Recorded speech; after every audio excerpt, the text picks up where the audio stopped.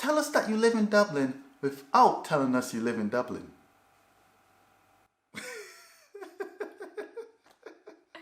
That image you saw, that was actually from movie Deadly Cuts. Cool Irish movie, but it could also be from any neighbourhood that you see after Halloween, not after Halloween, just part of the scenery, just like in that movie. And that brings us to the topic that we're going to discuss today.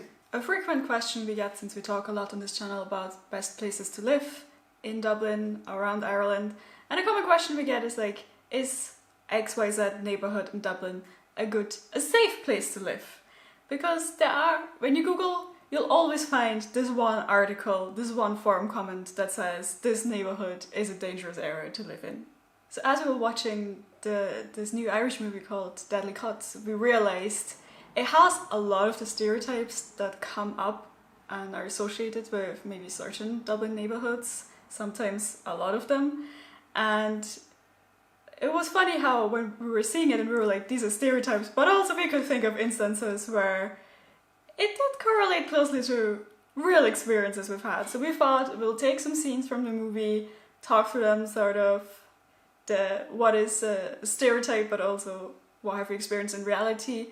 And at the end of the video, we'll also want to talk about like, what does this mean about if it's actually a safe neighbourhood or not, and is there even any correlation between those two?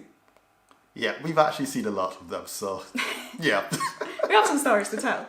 So in the opening minutes of the movie, you see one of the characters, exit the place and say, man, this Kip. Not verbatim, but yeah, this line, Kip, this is a thing that you hear a lot. If you look at our comment sections, you'll hear a lot of, yeah, that was a Kip. People don't really like Dublin. And that's how I usually spot the people who've been living for a long time in Dublin. It's like, that's how we go through comments, we're like, you're a Dubliner. So you see, there's the grocery trolley, you might see some burnt out stuff. How do we explain this? I think it's time for a story.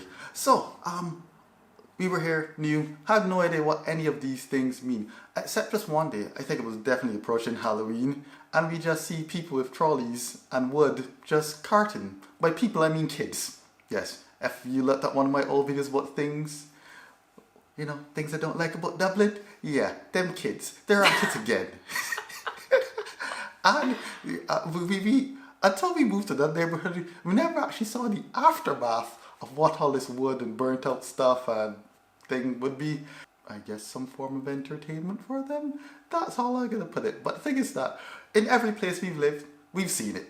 It's not one thing we've lived north side, south side. It's just there.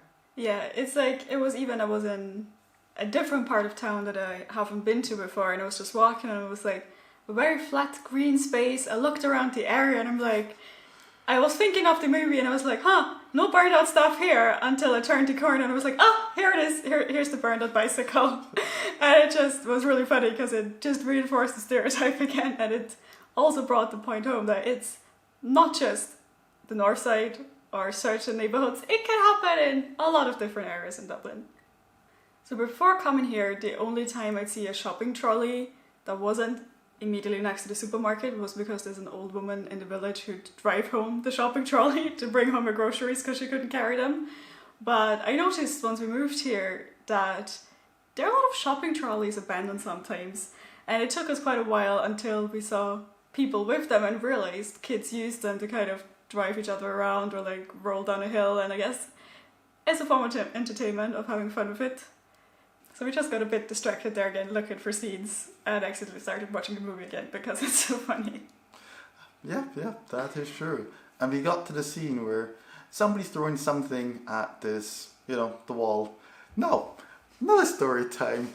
Yeah, once again you might think, hey, this is the movie, this is stuff that happens. No. This happened to us just a few weeks ago. No idea why, the reason, but it wasn't something like an egg or something that can break the glass. It was shampoo. Now, people are getting smart because you think shampoo, it's nice to throw it there. It doesn't cause damage, but we need to clean it. It creates more suds, and then you're just, I'm not a big fan of cleaning, but I just cleaned the windows. And these fucking kids. I felt so bad because it took so long for him to be like, I'm fine, this is the day I finally clean the windows. And then a week later, there's suddenly shampoo stains all over them. Yeah, I don't know what the kids were up to. Obviously being a menace. But yeah, that's one of the things you may look forward to. And it's the first time it happened for us because I guess the new build kind of apartment, it has glass. It's almost saying, come, stain me, please. There was just another part of the scene which we had completely forgotten because we almost got so used to seeing it. And that's graffiti, because it is a sort of constant part in a lot of areas of the city, and even in areas where they maybe put up a new build, some sort of new piece of infrastructure, whatever, bus hut, I don't know. It's very quickly that you find graffiti on it. Yeah, and it's not like beautiful art graffiti, it's just somebody trying to write their name. Actually, I can't read it. It makes no sense. But hey, graffiti that's art. That's cool. That's art. But this, nah, this ain't street art. So in the context of the movie, and also usually when you see stuff like this talked about online, people often go like, oh yeah, those are north side problems or north side things. And like, they're not. We've seen it just as much in the more south side areas that we've lived in. And it's also, the north side has lots of very different neighborhoods. So sometimes people will say, oh, it's like, you know, with all the neighborhoods or neighborhoods that are gentrifying, it's like stuff like this we have seen and has happened in areas that are new builds that aren't gentrified because there was nothing else here before. It was like a field before. There is no old neighborhood or something. It's literally a new area, and stuff like this still happens. And it's not necessarily also because people then say maybe, oh, it's poorer communities where it happens. And like the shampoo bottles, because people threw the bottles into our balcony thing after they were done with like spraying them everywhere. We looked up the price of the shampoo bottles. That was only €100 on our balcony. I'm like, we didn't even pay that much for shampoo, and you have that much money to spend on throwing it at people. I'm like, so clearly it's not just certain areas or areas that are older or maybe poorer communities where these things happen. It happens in all kinds of areas of Dublin, let's be honest. Yes, I have like gone after the youth and so on like that, but honestly, it's also just part of the banter in the WhatsApp group for the apartment block. Yeah, this is just how it goes.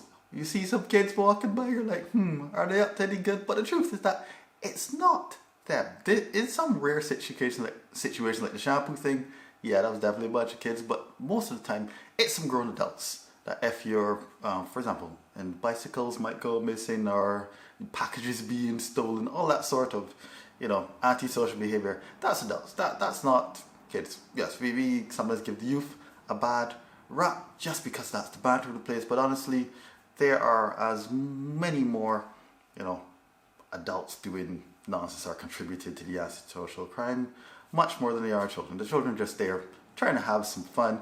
You've seen some of these neighbourhoods. There ain't hardly a green space in some places for them to hang out and play and so on. So yeah, I think it's almost like a joke almost on us or the people in like places like the WhatsApp group we have in the apartment blog ranting on the teens, because we fully are aware that we're like that old person being like, get off my lawn when people in the group are typing, it's like, oh, I've seen 5 youths walking past the car park, maybe they're up to something. It's like, they're probably not, they're probably just going for a walk, because there's really much places to hang out, because like we've ranted a lot before, usually for hanging out, as we experience ourselves, you have to go to the city centre, and that's a lot of effort, so you just hang out in your neighbourhood, which is understandable.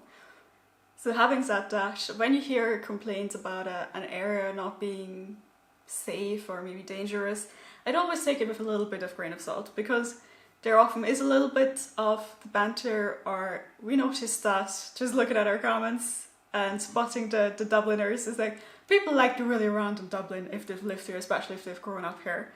But it doesn't necessarily mean it's as much of a bad place as they maybe sometimes make it out to be.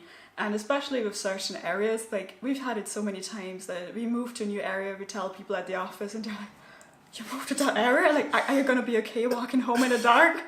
I'm like, yeah, it's grand, it's a nice area, like what's the problem? It's just that maybe that area had some issues in the past, and by the past I mean like probably like 10 years ago or something. And even if it's only just gentrifying now, a lot of the areas in Dublin have been changing a lot but people keep getting stuck on, oh, the one time maybe they read something bad about it in the news because maybe there was an incident or something, and it's still stuck in their mind as in, that's a bad area. So every time you tell an Irish person you're going to move to a certain area in Dublin, be prepared. They might be like, oh, but that's such a bad area. It's like, that's such a dodgy place. Are you sure you want to move there?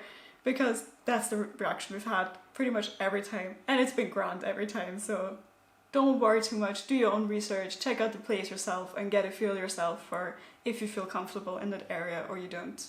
Yeah, and you can definitely tell if the place is being gentrified. If at the bottom of your apartment block, you're having a wine and cheese business open as a restaurant. Yeah, that's what I knew. Yeah, or you have maybe a fresh moving in as the local supermarket. We've heard that one too. Or, you know, it's just you realize the rent has gone up by like 200 euros since you first moved in a few years ago. So we hope that was a little bit of fun advice for maybe a serious question people sometimes ask about what's the best place to live in Dublin, because honestly it's up to you and whether you feel comfortable there, and you have to do your own research at the end of the day to figure that out. But also check out the movie Deadly Cuts, it's really good. It's very gas, put it. It's deadly. I'll stop trying to use words now. And I'm not even going to attempt. Thank you very much for watching. Yes, I'm the rum, that's the wine. Please watch more of our channel and do subscribe, like the video if you enjoyed, and see you later. Bye. Bye.